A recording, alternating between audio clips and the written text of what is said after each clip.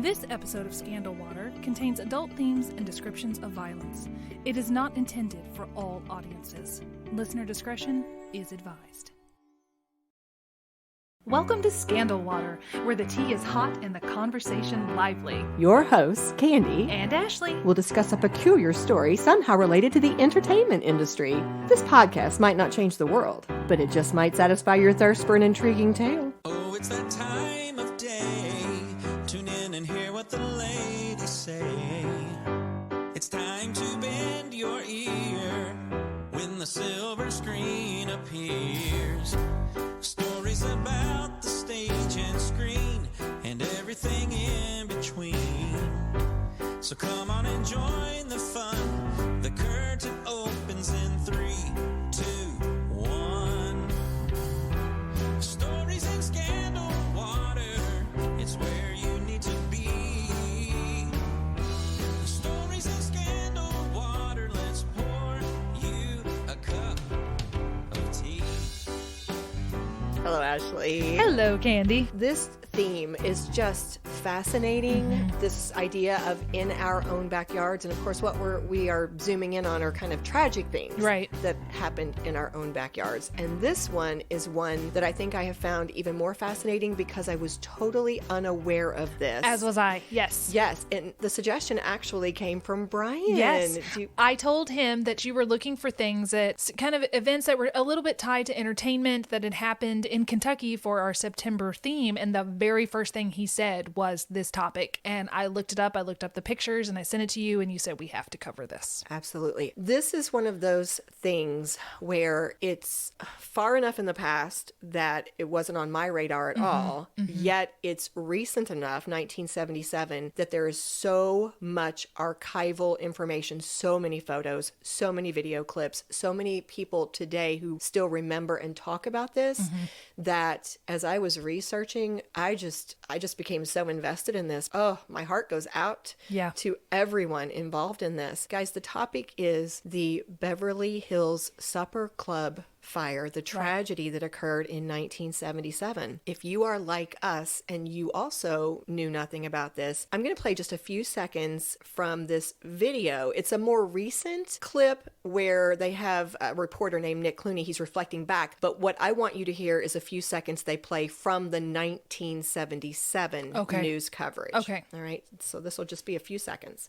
Our major story this evening, the story of death and Holocaust at Beverly Hills Supper Club south of Newport in northern Kentucky. I talked to said the place is fully engulfed. The firemen say there's just no question about it. There is no way to control it at this time. They just all over the building. Having been inside. The sky just went black. It was just this huge plume of smoke. Well, I remember one of the firemen turned to me and he said they're piled up like cordwood in there. As far as how many people are still in the building, we do not know. We'll stop there. Ooh, I got goosebumps. But that's the type of thing that was happening with this incident. It is absolutely heartbreaking. But we will talk about at the end that some good did come out of it. Yes. But let's go ahead and jump on in. We've already said neither one of us had any awareness of this at all. And going into this episode, all the awareness I have had is I looked through archival photos before I sent it to you, and I kind of read a synopsis of it, but I have left the deep dive to you, so I'll be learning along with our listeners. Okay, well, I guarantee you're going to find it as fascinating as I did. So going back to the beginning, it's funny. This is another one of those instances where there were lots of conflicting information, even about the date that the original Supper Club opened, but most of them seem to agree it was 1937. And when it first opened, it was, even back then, a very, very popular nightclub that also included a little illegal gambling. It had a back room where some of these illegal activities were going on. Lots of different sources said that the mob might have been involved with this. Seems like it's up their alley. Yes, over the years. In fact, that seemed to be a definite thing. Located in Southgate, Kentucky, just across the Ohio River from Cincinnati, it was known for offering some of the best entertainment between New York and Chicago. And some of the personalities that performed on the stage over the years were people like Jimmy Durante, Milton Berle, Carol Channing, Lena Horne, Liberace, Frank Sinatra, Dean Martin, Sid Caesar. I mean, all all These are icons. Yes, absolutely. Well, in the early 1960s, there was a crackdown. They were trying to clean up all these illegal activities, including mob-run clubs, which of course meant the Beverly Hills was part of that. And so when they tried to kind of clean it up, it actually caused the club to shut down. So in the mid-1960s, it closed and fell into disrepair. And then a man named Richard Schilling purchased the property, and he decided in 1970 to refurbish the whole thing, spending, now think about how much this was at that time, more than $3 million in renovations, and was going to turn this into this absolute stunning showpiece. I mean, just huge. I think they said 54,000 square feet, just a beautiful, opulent building. Now, an interesting little side note is during that renovation process back in 1970, there was actually a fire then too that set them back. Oh. But then they rebuilt. They refurbished again. I don't know if it took the whole building out, but there was a fire. I did not see this across multiple sources. There were some rumors or some talk of possible arson back then, but that was not something I saw across news sources. It was only one or two places where people were speculating. Okay. Now, that means that the Supper Club, as we are going to be talking about it, reopened in 1971 as a dinner theater. It did not have a casino this time, but it again became very, very popular, not only for its entertainment, but also as an event space where people would rent rooms and they would have weddings or wedding receptions or anniversary celebrations, proms, that type of thing. So this was huge and it was luxurious. It earned the nickname the Showplace of the Midwest. That's a big deal. And here it is. It's right there near people. Like it was in a great location, a great spot. And some people said that it was basically affordable. You could afford to have your wedding there. And just to give you an idea of how beautiful it was, it had a hall of mirrors, walls lined with oil paintings. Ooh. The ceilings had crystal chandeliers dangling from them. You had red carpeted floors. There was a grand staircase. I saw at one point, I think they had like a little indoor waterfall. It's opulent. Opulent is the word, exactly. And they had all these different rooms. I believe I saw somewhere it was something like 18, and they gave them different names based on their themes. Oh. So you had a zebra room and a Viennese room and a garden room. The cabaret room was the room. The performance room? Yes. Okay. Where you normally had a lot of your entertainment. Okay. The entertainment, though, we said we've got the event spaces, but the entertainment was a huge draw. One of the busboys at the time of the fire was quoted as saying, later when he was reflecting, he said it was considered the showplace of the nation on the East Coast. All the main entertainers from Vegas would come there to perform. Interesting that he says the East Coast when we're not really near the East Coast. Yeah, I guess, I don't know. I'd say the Midwest. Like we're in the Midwest. Yeah. So many different interviews came across my radar. Honestly, we could talk for like a week, I think. There was so much information, but I had to pick and choose. I thought this was interesting. I think everybody's heard in this area of Jeff Ruby because of the Jeff Ruby Steakhouse. Yes. He was present the night of the fire. Oh, he was? He was there with friends the evening of the fire. So a lot of segments would feature him offering some of his memories. One of the interviews I saw was something he did for the Lexington News in 2021 on the advent of the 44th anniversary of the tragedy. And his description of the Supper Club was this, quote, "There was no place like it where you could see Vegas acts in such glamour and glitz. Private parties, weddings. I remember seeing Red Fox in the lounge." Wow. That's kind of the context of this place. On May 28th, 1977, which was the start of the Memorial Day weekend, the entertainment was a man that I don't think a lot of us maybe are very familiar with nowadays, but he was huge at the time. Huge. Megastar. Yeah. It was singer and actor John Davidson. Now, are you familiar with him? I didn't know him by name, but when I saw his face, I was like, oh, I know this guy. And he was the host of Hollywood Squares. Yes. And I watched him on Hollywood Squares forever. Yeah. So that's what I knew him from. I did not know that he was a singer. Well, apparently he was very versatile. When I started researching him a little bit, he was kind of like a little bit like a Pat Boone. He was known for his clean image and his great voice and his great hair, but he did have great hair. He really did. But he starred in movies. He sang on Broadway. He headlined in Vegas. He subbed for Johnny Carson on The Tonight Show more than 85, I think it was 87 times. Oh, wow. And he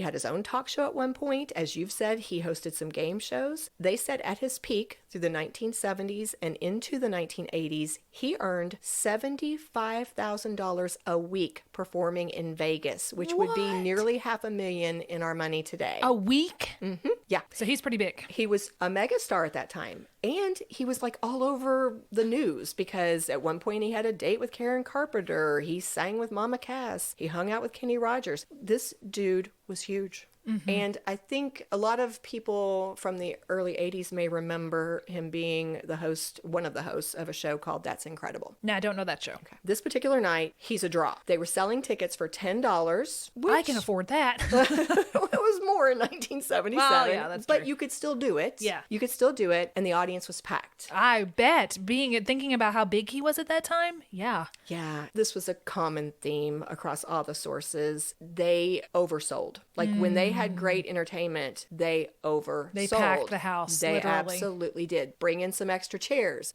put in some extra tables, get as many people in this room as you can because this is a hot item. So most of the sources said there were approximately 3,000 people in the building. Now, not necessarily all for this entertainment because remember, There's other rooms there and are other things rooms, going other on. things going on, exactly. But according to an article in the Dayton Daily News, the cabaret room alone, which is the room where the entertainment was happening, contained 1,200 people, which was at least 300 more than its designated capacity. Oh, no. Some sources said it was Double. It was, yeah, that the capacity was even lower. Oh. So definitely overcrowded. That theme came up so much, I pulled a quote from a woman named Cindy Triber. She was not there the night of the fire, but she had attended an event 6 months before the fire, and she was quoted in a 1997 newspaper article, just to kind of give context, as saying, quote, "It was so crowded that a waitress could not walk her way into our group to serve drinks. For the first time in my life, I was scared. I looked at Bob, who was her husband, and asked him how we would get out of there if something happened." Ooh, she had like a feeling. Yeah, but that's the kind of sardine-like atmosphere that the people were in who had come to see John Davidson. As we've said, this building was used for other things. On this particular night, there was actually a wedding reception that was taking place in the Zebra Room that ended around 8:30 p.m. And it was reported that some of the people attending that reception actually complained that the room was warm and smoky when they left. One source said that there was even some comments about it being uncomfortably warm to the point that the butter was melting on their tables. Oh, no. But maybe they thought it was all the body heat? Well, I mean, they complained to the staff. Like, they felt like this was something unusual. This was Yeah. something that needed to be reported. Now, again, I had to piece together details, which were sometimes conflicting. So I'm going with the version of events that I saw most often. Okay. So the basic story of how this happened seemed to be that around 8:45 p.m., a female employee, some sources said waitress, some just said staff member, noticed smoke and opened the Zebra Room's door, kind of looking for the cause of the smoke, which we're gonna later... And the Zebra Room is where the wedding party was? Okay. Yes. Now, from all accounts that we'll come back to later, this all seemed to be emanating from the ceiling. We're going to come back to it seemed to be this small fire that was smoldering in the ceiling. Okay. Now, again, conflicting reports. Some sources said that the employees didn't see flames, but knew there was trouble because they started seeing smoke. Now, the smoke is a definite. There was definitely smoke and feeling like heat, like it was getting really hot near the ceiling. But there were some other sources that straight up said employees saw flames at some point. In fact, I pulled a quote from a 1977 Washington Post article that said, quote, "Several waitresses in one dining area tried unsuccessfully to put the fire out with portable extinguishers." Interesting. Regardless, it is a known fact that one of the staff members, we think it's this woman, told somebody to call the fire department. The fire department received a call at 9:01 p.m. and they were on the scene within 3 to 4 minutes, at which time the firefighters sent several trucks. The first ones in line could already see smoke coming from the building at this point by the time they got there, which was around 9:05. Wow. But an immediate problem for them was the way that this club, it was so huge, The parking. right? Yes. Getting through all those cars. It sat on this isolated spot. It was a 17-acre site. And so the club itself was kind of atop this hill. And so you had to kind of wind up this road to get to it. And then you had your parking lots, of course. It was so jam-packed. They had cars all over the parking lot, but they also had all these cars lining the road leading up to the club.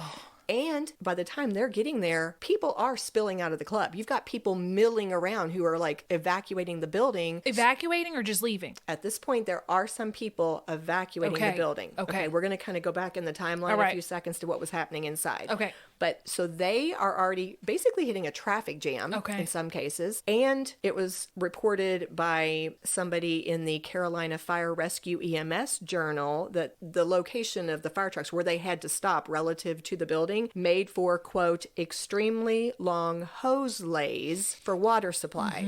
So it made it hard to get the hoses and the water to the building. Okay, but let's go back into the building. Remember, the employees saw trouble. Yep, they've called the fire department. By 9:01, they're already concerned enough that they have called for help. And what happened next is they didn't realize it at the time, but the act of opening that door had actually, it had actually allowed oxygen into the space, which had caused the fire that they think was smoldering up in the ceiling to ignite. And so it did not take, and the smoke was a huge prevalent thing. So the employees who were kind of in this area and part of this conversation, they had figured out this is a serious problem. We need to be doing something. Now, at this point in the evening, John Davidson has not yet started to perform. Okay.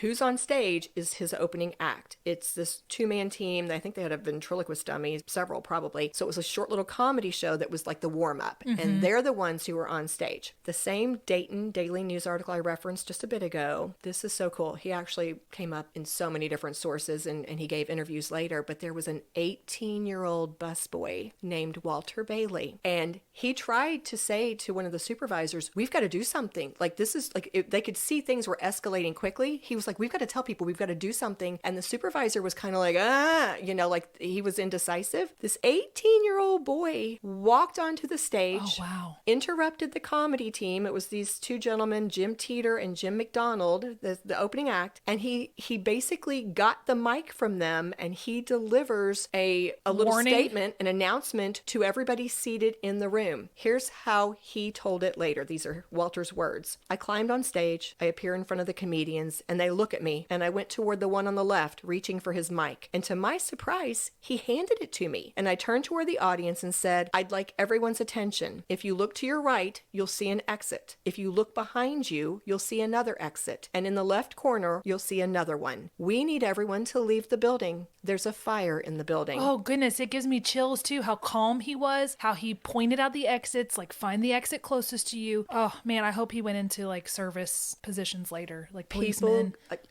He didn't. He actually ended up going to college and I saw that he had like, I think a business degree and he did something in business and was very successful. But so many people gave him the same kudos that you did. They said this 18-year-old boy, this teenager performed probably the biggest life-saving act of this evening. Yes. And they talked about his calm and how he prevented panic and, he didn't get up there and scream, the building's on fire, you have to run, get out. He just said, look behind you, look to your right, look to your left, we need to leave the building. Yeah. Unbelievable. And he's thinking he's going to get fired because at this point, he doesn't know, are they going to be able to put this out easily? But he just felt like he had to do this. Here's the terrible part. A lot of people didn't take him seriously. They thought it was part of the act? Exactly. Oh, no. A woman named Norma Lou Mitchell, who was there that night, said later, he seemed like he was part of the act. And that was a theme. So many of them said. Now, some people did. So what happened was there's so many people in this room. There were some people who were like, kind of like, oh, okay. And they had been smelling smoke. Several people reported they'd actually been smelling smoke for a while, but it was kind of like, oh, it must be no big deal, either. Or something in the kitchen? Yeah, something's in the kitchen or it's been this way for a while, no big deal. But some people start to filter out. Nobody seems to feel urgency. And a lot of the people don't move because they either didn't pay attention or they think it's all a joke. At least the news has been conveyed, though. Yeah. Okay? Jeff Ruby was one of the ones who did listen. He's one of the ones who gave credit to Walter later for doing such a wonderful thing. And I believe Jeff Ruby, that was his cue to kind of head out the building. While many did not immediately take Walter's warning to heart or really understand what was going on, there was an awareness now, and other red flags just start piling up fast. And very, very quickly. Yes. That's something that, I mean, there were so many things about this that struck me. This is just the most tragic story. But I was taken aback time and time again at how fast everything escalated. Like, if you did not make split-second decisions in this event, it was life or death. That was it for some people. What did happen was staff members are aware, not everybody, because think about how many staff, but those who were in the vicinity, who are aware of what's happening, who are picking up on it, they start trying to get people out and spread the word in other ways. So for example, there's a man named John Hoyle. He was the chief executive officer from the St. Luke Hospital. He was actually at the supper club that night with his wife and some members of his medical staff. And he was in the cabaret room the night, there to see John Davidson. And he remembers a busboy telling him, quote, "There is a fire. You have to leave. Go across the hall. Go across the Empire room." And he listened to that busboy and he did leave. Now, he had to go through this route because something was blocked and he had to go a different way. But John Hoyle ultimately escaped and immediately had to join the medical workers who were treating the people who were caught in the fire, injured in the fire. So he's escaping from a fire that he can't see. He goes outside and he starts treating people who are in the fire. Yeah, he ends up becoming one of the medical workers who would work for just hours all upon night. Hours. Yeah, absolutely. Another busboy shared that when he saw all the heavy smoke and realized how serious the situation was, he literally just started running to different places in this massive sprawling building. For example, he remembered specifically going to the bar area and he would just yell at people, "You have to get out. There's a fire." But again, this place is huge. And people were in all the nooks and crannies. I mean, think about 3,000 people. And there was no fire alarm back then, I'm assuming. No fire alarm, no sprinklers. Some survivors, as I've said, remembered they smelled smoke for a while, but it suddenly escalated. When that fire ignited, which we think happened when they opened the door to the Zebra room. That definitely was something that caused it to take off. Okay. And then it just went crazy because they said that it started shooting down the hallways. And then, of course, it would catch on things. We'll talk about that in just a second. But black smoke started to pour into the cabaret room. Some people would later describe it using words like heavy, hot, sickening, and sour. One person later described it as smelling like 100 tires burst into flames. Now. Oh, yeah, I can picture that kind of smell then. Sickening. Yeah, that's a good way to describe that. Tires burning would be a horrible smell. Yeah. And the thickness of it, how it affects your visibility. Yeah. And here's the other thing. I think a lot of people die from smoke inhalation before they die from the flames. Is that right? Absolutely. I don't mean in this case. I mean in general with the fire. Well, in this case, it was way worse because what investigators would later come to realize was that the smoke was toxic. It was straight up toxic in this case because the materials that had been used in this building, so many of them were these synthetic things that had toxicity to them. Their carpets, the drapes, the seat cushions, asbestos kind of wall thing. coverings. Yeah. That I didn't see the word asbestos, but they said they were highly flammable and they emitted toxic fumes. Now, the other thing is the lights start flashing and they will ultimately go out. So you're in the dark trying to get through this black, thick smoke that's toxic. And it's nighttime. Yes. And at this point now, absolute panic. Oh, yeah. Absolute panic has overtaken everyone because I can't even imagine. The other thing on top of all that we've described is because it's so crowded and there are so many obstructions in the way, people's paths are literally blocked. And there are only a few exits. People they don't remember where they are. They can't see them and they can't get to them. And in some cases, now this was something that I saw time and time again. Several people said some of the exits were locked, but then another source was like, no, none of the exits were locked, but so many of them became blocked. They became blocked. In a 1977 article, the deputy coroner, Morris Garrett, was describing the panic that was going on inside the club, and he told the Associated Press that many of the people who would later be found dead were in areas of the building where they had headed for what they thought were exits. And the governor, who was on the scene by 2 a.m. that night, he added in a quote after this tragedy, "It appeared that supper club attendants led a large group to a curtained wall, thinking that it was an exit or a window, and instead they were trapped." So you had people trampling, you had people who couldn't get where they were going because they were blocked, you had people who were being led to the wrong spot, and in each case, those split seconds could change everything for them, whether they were going to make it out or whether they were going to be trapped inside. So oh my goodness, it got so much more emotional as you're like reading about this, because tragically what happened was the exits that were available, many of them became blocked by people's bodies.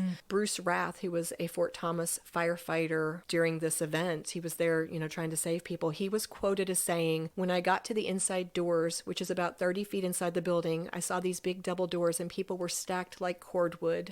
They were clear up to the top. They just kept diving out on each other, trying to get out. I looked back over the pile and it wasn't dead people. There were dead and alive in that pile. And I went in and just started to grab them 2 at the time and pull them off the stack and drag them out." But the problem was that in so many cases, what had happened was they had to tell some of the firefighters, "Okay, you keep trying to douse the flames. You guys go try to help people get out." Because they quickly realized they're stuck. So many of them, like, they could not unstick these doors. Like, they could not get them to clear. And then the fire moved so fast that at some point they had to tell the firefighters and the rescuers, "You have to get out," because it was just too much. Yes, it was being consumed. Jeff Ruby, again, another quote from him. He and his friends did make it out that night, but he said, quote, "Bodies just trampled in front of that door that swung in." This was a door he was looking at. "And those people just died there. Only a few people got out after we did," talking about the door that he himself managed to escape. Gosh. And then talking again about how fast it was, a journalist who ended up writing a book about this, we'll come back to him later, he reflected on this and said, "Split seconds meant life and death. We could be sitting at the same table and I made it out and you didn't, just because you were sitting on the wrong side of the table." Yeah.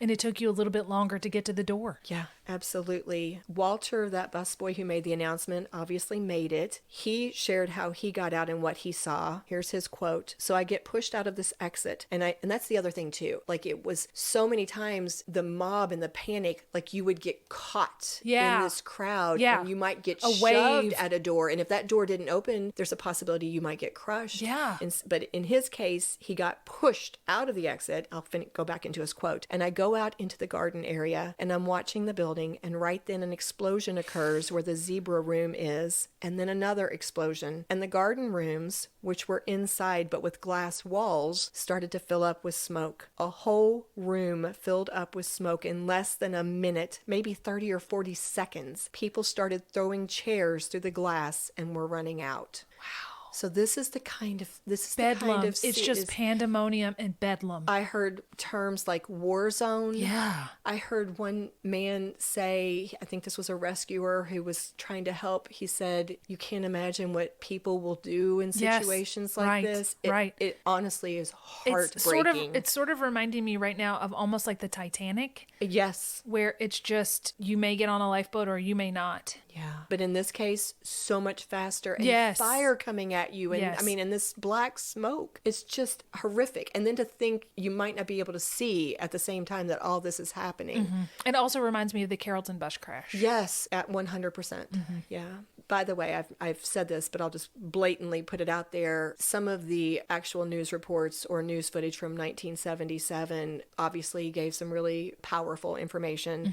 And they had a lot of detail. I did find this one really detailed 1977 article. I've now referenced it 2 or 3 times. It's in my show notes, but I'm going back to that again. They had an eyewitness account from a man named Matt Valentine who was working in the parking area. So therefore he was outside the building. But he was seeing things. He was standing by the main entrance when the fire broke out, and he said, "At first it didn't look too bad. There was a little smoke and a few people were coming out, and then there was a big rush with people jumping over others to get out as smoke billowed." And then he went on to say, "And then suddenly the whole club was engulfed." It was just so fast. And coming back to this point about the smoke, There's this very short clip I'm going to play for you, which I think kind of drives home how they didn't just have the panic and the fire. The smoke alone was this whole other entity. So this is just a few seconds, but I'll let you hear this. More than 200 were hurt and 165 people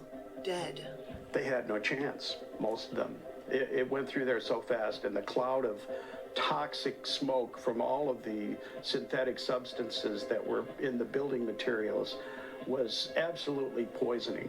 It was so toxic, people would walk out of that building and look perfectly fine, just like you and I, and fall dead within seconds because their lungs were just totally shot. Oh my goodness. Yeah, it's a whole other deadly threat beyond the fire was just breathing in that smoke. Oh my gosh. So that guy said they would get out of the building and look fine and just drop dead because in seconds. That toxic smoke was in their lungs. I couldn't even when I heard that. Unbelievable. Guys, it was one just heart-rending story after another. Just to kind of give you a few examples, according to that same 1977 article, they said they recovered some of the bodies from inside the cabaret room, the people who had not gotten out, still seated in circles because apparently they were overcome by the smoke before they were even able to just even try to get out. So they were just at their dinner table slumped over? They were still seated, yes, at their table. Oh. Yeah. There were so many stories where people were heroic. For example, there was a man named Harold Russell Penwell who managed to push his wife Karen to safety, but then he didn't get out. He was only 28 years old, the father of 2 and the winner of the Bronze Star in Vietnam. There was a lady named Etta Lees who was 70 years old who died while she was trying to help a handicapped woman get out. Of course, the firefighters were very heroic. 5 of them were among the 200 who were injured that night. On that night, they had 50 fire departments and more than 550 firefighters who ended up at that scene. Oh my goodness. Yeah, I pulled a quote from this chief who was talking, he was reflecting on this experience. Here's what he said. "I think I can speak for the firefighters who were there when I say that May 28th, 1977 was the worst day of our firefighting career, but I believe it was also our finest hour. Every firefighter who was there either risked their life or was willing to risk their life to try and save those trapped. Over 2,000 patrons got out alive." And we'll come back to that too. That's a large number. That's the blessing that they did. 2,000 people did make it. To finish his quote, "Even when it was clear that no one left in the building could be saved, firefighters went back into the building over and over to try and remove the bodies of those who perished. To this day, that haunts all of us who were there. It always will." Wow. The roof of the building collapsed around midnight. The fire was finally brought under control around 2 a.m. the next morning, but it continued to smolder until May 30th. Whoa. Kentucky Governor Julian Carroll arrived at the scene around 2 a.m., as I've already said, and he made it clear that he was going to have a hand in directing the investigation. Now, just to make this clear, we've alluded to it. Ultimately, 200 people were injured and 165 died as a result of this fire and the smoke. So 200 were injured plus another 165 who died.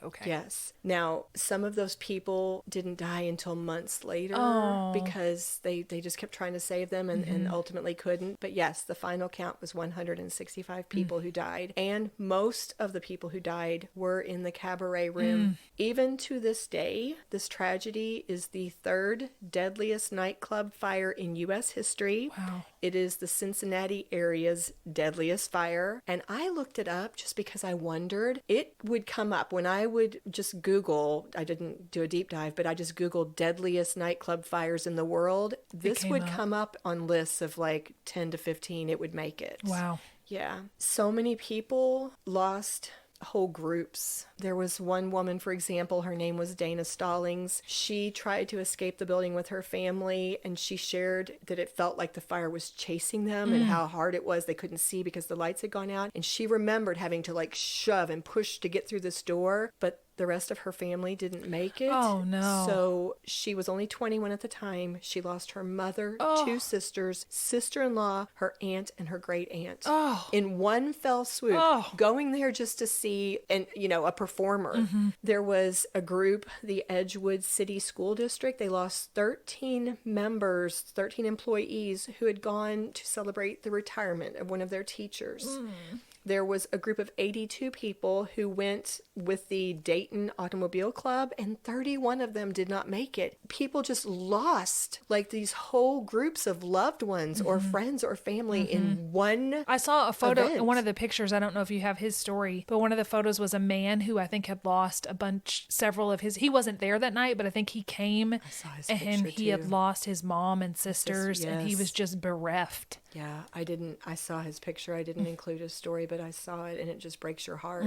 Well, John Davidson survived. He shared his story. He has not wanted to talk about this. This has been a traumatic, obviously, experience for him, but a few different times over the years, he would share just a little bit. He was backstage when smoke began to fill the building. He got outside. In fact, he said, quote, "I was one of the lucky ones, got out through a door that was put in the year before. It was a backdoor entrance to the dressing rooms. He said, I decided we'll see how long we have to stay outside. They'll put out the fire and we'll come back in and do the show." But in the 1977 article, it's not the same one, it's a different one, he told the Associated Press how as he was going out through the door, that at first they were just kind of slowly filing out, and then the filing got faster and faster. And he said, quote, "Just seconds after we got out, the door we came through was engulfed with smoke and flames." Now, he was actually seen, several people reported this, as he went out that door, he held the door open so that others could get out too. And one last quote from him, "The people were jamming the doors and there was such a panic. I estimate there was 1,000 people in the one room I was in just jammed in." So as he was trying to, as they were trying to get out that door. Yeah. And he lost his musical director. That was one of the people who was lost in the fire. Just to kind of briefly go back to that idea of some of the other heroes, we've talked about the firefighters, but there were some other heroes too, people from the community who came together to help out afterwards. One man was one of these workers in the building. His name was Wayne Dammert. He was in his early 40s, and he talked about this evening, which was very traumatic for him. He said, quote, "I saw bodies lying all over the place. Unbelievable. I bet I saw 100 or more. In the garden area, that beautiful garden area, bodies were lying everywhere. I asked one waitress, 'Are you religious?' And I don't even remember what she said, but I said, 'If you can pray, you pray for the people in this area and I'll do it in this other area.' And I'd put my hand on their forehead and say, 'God, please take this soul to heaven.' I did that for maybe 50 bodies." And he talked about how he tried to do what he could to kind of comfort people that night. The National Guard, they came in to help. So they had National Guard Army trucks who took the bodies from the supper club to the place where they had to set up their kind of makeshift morgue. It was only a mile away, and they used the Fort Thomas, Kentucky Armory, which actually, it was like set up in basketball courts. So they end up laying all these people who had passed away on a floor. It looks like a basketball court. It looks like a gym floor, and they're just kind of stacked in rows. Teenagers volunteered. I saw that photo. They volunteered. I was like, They would carry the bodies from the trucks on stretchers into the armory where they would be so laid much for out. a teenager. Well, I saw an interview where one of those boys, decades later, he was a middle-aged man reflecting back, and he said, I volunteered. He was only 13 at the time. He said, I didn't realize how that was going to affect me. Yeah. Of course, they were being as respectful as they could be. They had, sheets, and they were covering the bodies, trying to give as much dignity as possible, but the identification process was just awful to begin with, but it was even harder because so many of the people had come from far away, and women in the panic, they'd left purses behind. Yes. Oh, yes. And then you had people who were just burned beyond recognition. So there were just so many factors. And this man who was reflecting on the experience said the nurses were the backbone of the operation within the armory. He talked about how incredibly kind they were, that they would just kind of their own initiative, they would take washcloths and they would, kind of wipe smudges off the face faces of the people who'd passed, sometimes try to smooth down their hair, just doing what they could to make them look presentable, knowing that their loved ones were Would going be to have seeing to them. identify them. And it was primarily the nurses who had to take those people down, and they would have to just kind of go down the row. And when they felt like, they knew they were they had the females in one row and males in another, and they would have to kind of one at a time pull back. And just think, if you're looking at your family, but you're having to see everybody else's family too until you get to your family. And yes, but this person who was talking about it, he said he commented on how awful the process was altogether, but then when they would get to Your their loved person. one, and he said, and then you'd just see them like collapse. Yeah. And then of course it'd be these nurses who would have to try to comfort them. Just absolutely horrific. Well, moving on to the investigation and the aftermath. So after an investigative team reviewed the evidence, a Campbell County grand jury ultimately ruled that the fire was not set intentionally. They decided it was faulty aluminum wiring. That was the culprit. Now this went through, there was, there little to do. I think there was actually a place where they made one ruling and then they came back and ruled something different. But this is the ultimate determination. And this led to a nationwide movement to improve fire codes, which I remember that's something Brian commented on, wasn't it? Yes, he had said that. I think you can find it in fire safety. This is the reason why we have these things. Yeah. Well, it was determined that the owners built additions to the building, and as they were renovating it and building on additions, they did not adhere to the fire codes that were in place at that time. In fact, I actually saw where Julian Carroll, the governor, had said something about they didn't really have a clause at that time. If a new building was built, you had to meet these fire codes, but what about if adding on things? Right, or if it was an older building, did you have to go back and did you have to put those in after the fact? Yeah. So that was a little gray area back then. But a 1977 Kentucky State investigative report found that there were 10 factors that contributed to the, quote, loss of life or injury. I'm not reading all 10, but I'm going to read a few of them. They said, absolutely, the overcrowding in the cabaret room. Yeah. The fact that tables and chairs jammed the aisles and the ramps, which blocked pathways. There was no employee training in evacuation and emergency procedures. They had all of these flammable components, like wood framing, lack of fire separation devices, so that, if a fire started, nothing, it was just going to go. There was nothing to kind of a firewall or a firewall, block, right? okay. And all of the things, especially, quote, the decorative paneling and a lot of these things in the interior finish contributed to the spread of the fire. I would think even those oil paintings you were talking about.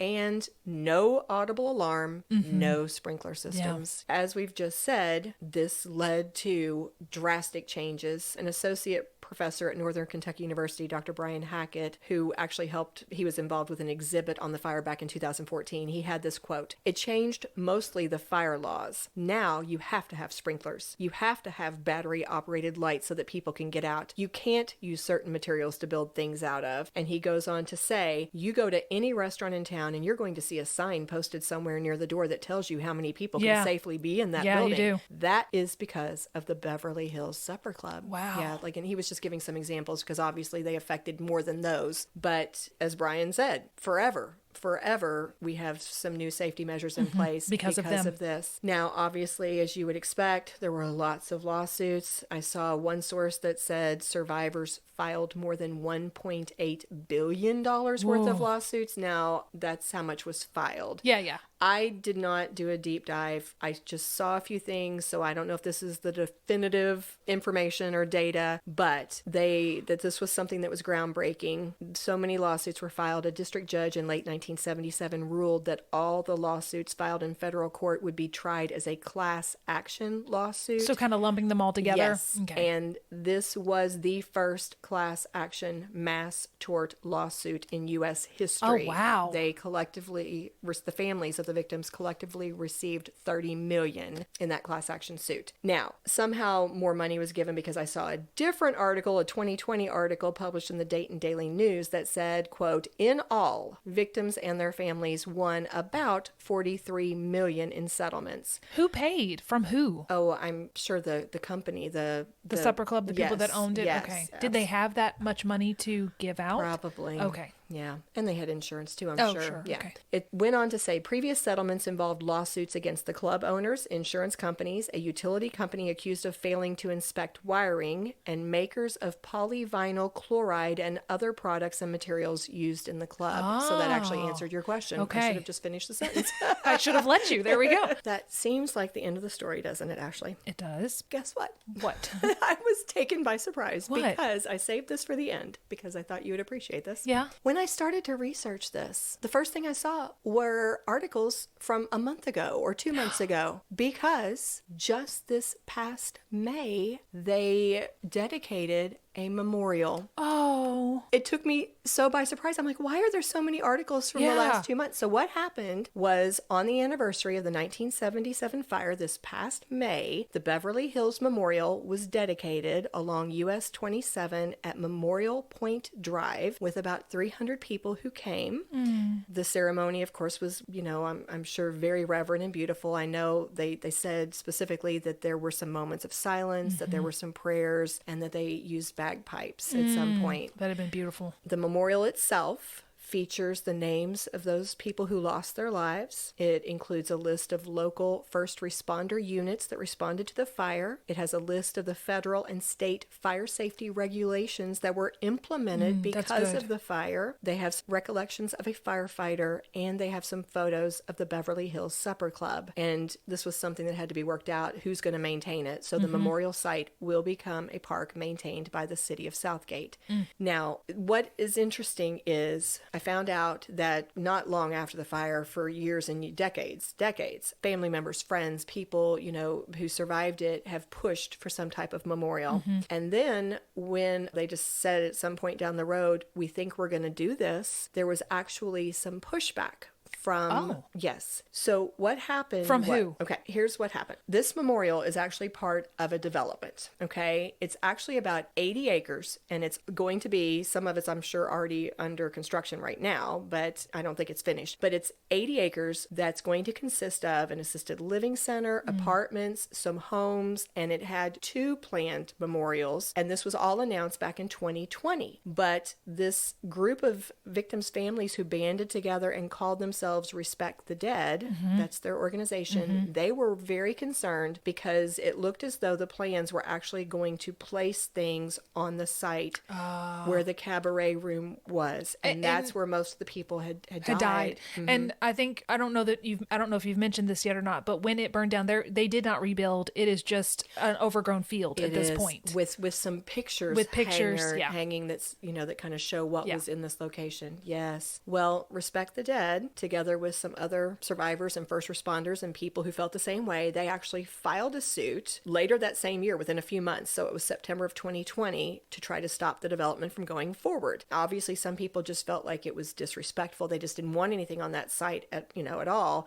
Other people believe that their loved ones' remains may still be in that area, and they didn't want that happening. Yeah. So what ultimately happened was later in 2020, I believe it was December, they reached a settlement with the developers, and those developers agreed they were going to include a deed that would restrict construction on the cabaret room site. Good. So that's I think the plan now is the survivors and the families are going to maybe try to put a fountain or something that'd be there nice. something they choose and they want to design. And I like that. yeah. A man who was present that night working as a busboy said, "To me, this memorial represents closure. It is important to have a place where the families and friends of those who died can go to remember those they lost. It is important for our community to make sure we never forget." And then I ran across one last thing that I want to share with you. There was a May 2021 WHAS 11 news segment that was called Unsolved. And this totally, again, took me by surprise, but I thought before we end, I would just share this because this is kind of a side note to the story. We've kind of brought it to full closure, except for this that's kind of ongoing over here to the side. An electrical fire is not, what they're saying, aluminum wiring. That's all a lie. Completely a lie. State officials ruled the fire accidental early on, but former employees didn't buy We it. are positive, without a doubt, that it was arson. They spent decades pushing for answers. This is the room where it started. Begging for an investigation. And that's where the guys were working during the day. They say they were met with pushback and excuses. So they started their own quest for answers. But we know exactly what happened. And then a former journalist put all of the pieces in one place. Hi, I'm Peter Bronson. I'm the author of Forbidden Fruit, Sin City's Underworld and the Supper Club Inferno. I set out to find out what happened in the 1977 Supper Club fire, which is the greatest tragedy in regional history. And it led me down a path to the mob. The teenage busboy remembered seeing workers in the room where the fire started earlier that day. He says he asked the property owners about it weeks later. I said they were working in the ceiling for over 2 hours that I saw. And he goes, well, we had no contracted work that day. And he goes, what'd they say they were working on? I said, the air conditioning system. He goes, they lied to you. He goes, there was no AC in that room at all. It was the first sign that something wasn't right, but not the last. You look at the history of Northern Kentucky in this era. You can go back through the 70s, and every year, a major nightclub, casino, strip joint, restaurant is burned down by arson, by the mob. And then all of a sudden, here we go, 70, 71, 72, all the way up to 77. And what do you know? There's the Beverly Hills Supper Club, the biggest, most spectacular of all. Wow. So interesting, right? Yeah. I mean, it makes me want to know more because I want to talk to that journalist guy. Well, he has a book. I want to read his book. I looked it up. Now, I found it on Goodreads and Amazon. It did not have a lot of reviews. Okay. Not many people have read it. When did he put it out? I didn't look that up. Okay. But the people who read it gave it pretty good reviews. It's like around the 4-star mark. I know you like a good conspiracy theory. That was right up my alley. I was like, yes. And obviously, we know so little about it. Yeah. I mean, it makes you wonder how much, like it's compelling. It makes you wonder how many people, was there anybody else who saw those men working that day, or was it just one person? I would love to know more. Is there corroboration to that? What kind of detail work went into the investigation that came up with this faulty wiring determination? I would love to know. I would love to know more. I would too. I'm going to get that book. Oh, by the way, in case you're looking for it, it was called Forbidden Fruit, Sin City's Underworld and the Supper Club Inferno by Peter Bronson. All right, Peter, I'm going to read your book. Armchair psychologist. Well, that brings us to our armchair. Gosh, what can you say? I tried to think of a great armchair question. It's just the most heartbreaking story ever. I couldn't even think of one. So it actually brought me back to something that you often will ask at the end of one of our episodes. What lessons can be learned from this? Right. What lessons can you learn from this? Listen, trust your gut. That wonderful busboy that got up there. If putting myself in there, and of course we can't victim blame. We cannot say it's your own fault that you didn't leave. But getting up there, if someone says to you, there is a fire, you need to exit, believe them, go ahead and leave. What is it going to hurt? Okay, maybe it's a hoax, but at least you're now alive, and it's also heartbreaking to me that in our human history, multiple people have to die before anything will change. How many stories have we covered? Rebecca Schaefer, things that happen. Somebody had to die, and enough people have to die before we'll actually enact change. Why can't we do it before then? Because it has to affect the person. It has to be enough that it affects people. Well, I don't think you're wrong, but on a slightly more, I guess, optimistic look, or maybe a more forgiving, maybe that's the way, maybe this is a more forgiving perspective. I think sometimes people just have no idea that that's going to happen. You live in your little world where you're like, it's a bubble. It's going to be fine. I've done everything right. I think I've followed the rules, or this isn't going to happen. And then it does. And when something horrific or tragic happens, all of a sudden, boy, do you learn from that. Right. I guess just be aware of your surroundings. Look around. Be aware of everything. Where are the exits? If something happens, how will I get out of here? Have a plan. Because like you said, there were split-second decisions that was a matter of life and death. And even those that made it out, they still died because of the smoke. I think that is a good point. I think it's sad in our world today how often, maybe unexpectedly, you do end up in situations where you're in danger and you did not anticipate that could happen. And sometimes it could be something like just being out in society party and something happens. But even other situations, normal situations, being on a plane. Right. You're just flying a plane. Right. I think there is something to be said for looking around you, being aware of your surroundings. What would be a good exit plan? What would I do if? And not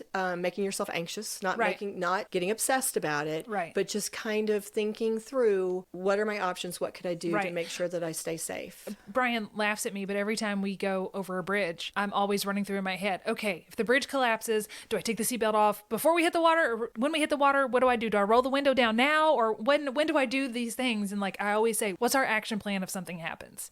Just always be aware of what are you going to do when something happens. And now I have a little seatbelt cutter and a breaker, and I'll get that out of the glove box and hold it until we get over the bridge. It goes back to, we've talked about fire, families, having your simple plan of what would happen if a fire broke out in this house. Where would you go? Where would you exit? How would we know that all 4 of us or 5 of us or however many are safe? What are we going to try to take out of the house? What are we leaving behind? Yeah. And having that conversation of don't take anything, get out, I mean, just absolutely some of those things, just simple conversations or simple awareness or simple plans could really matter, I guess, in moments when your tendency would be just to absolutely panic.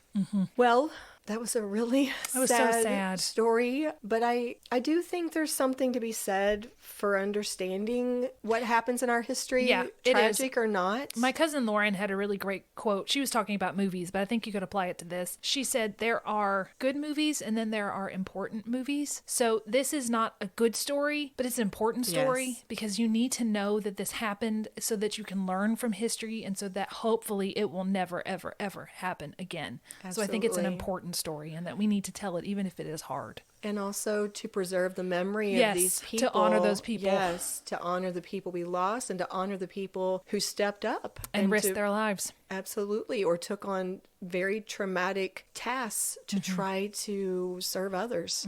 So who are we going to cheers, Ashley? I would like to cheers that very first busboy that stepped on stage and in a calm voice told people, here's what's happening, here's where the exits are, and here's how you can get out of here. Walter. The 18-year-old busboy, the first hero of the night. I think we need to cheers him because he probably, like you said in the story, saved a lot of lives. All right.